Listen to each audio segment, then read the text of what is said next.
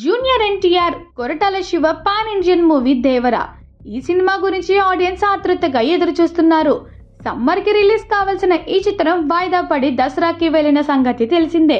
దీంతో ఫ్యాన్స్ కాస్త డిసప్పాయింట్ అయినప్పటికీ దసరా కోసం ఎదురు చూస్తున్నారు. అయితే తాజాగా ఈ సినిమాకి సంబంధించిన ఓ వీడియో సోషల్ మీడియాలో వైరల్ అవుతుంది. ఇది చూసి ఎన్టీఆర్ ఫ్యాన్స్ థ్రిల్ అవుతున్నారు.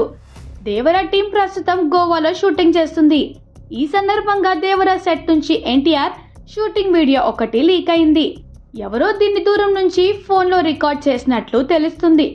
ప్రస్తుతం సోషల్ మీడియాలో ఈ వీడియో తెగ తిరుగుతుంది. ఇందులో తారక్ బ్లాక్ షర్ట్, లుంగీ కట్టుకొని బీచ్ నుంచి అలా నడుచుకొని బయటకు వస్తున్నారు. ఇది చూసి ఎన్టీఆర్ ఫ్యాన్స్ థ్రిల్ అవుతున్నారు. అయితే ఈ వీడియో లీక్ పై దేవరా టీం మాత్రం ఫైర్ అవుతుంది.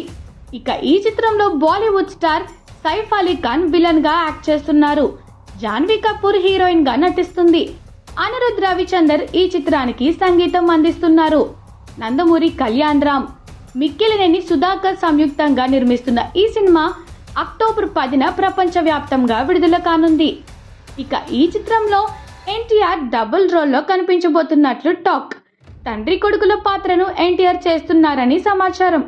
ఫుల్ ఆన్ యాక్షన్ డ్రామాగా ఈ సినిమా తెరకెక్కుతోంది. ఇప్పటికే దేవరా నుంచి వచ్చిన గ్లిమ్స్ ని సూపర్ గా రెస్పాన్స్ వచ్చింది. సముద్ర తీరంలో రౌడీలను ఎన్టీఆర్ నరుకుతున్న యాక్షన్ సీన్ ను గ్లింప్ లో చూపించారు. ఇక దేవరాకి పోటీగా దసరాకి మరో 2 పెద్ద చిత్రాలు దిగుతున్నాయి.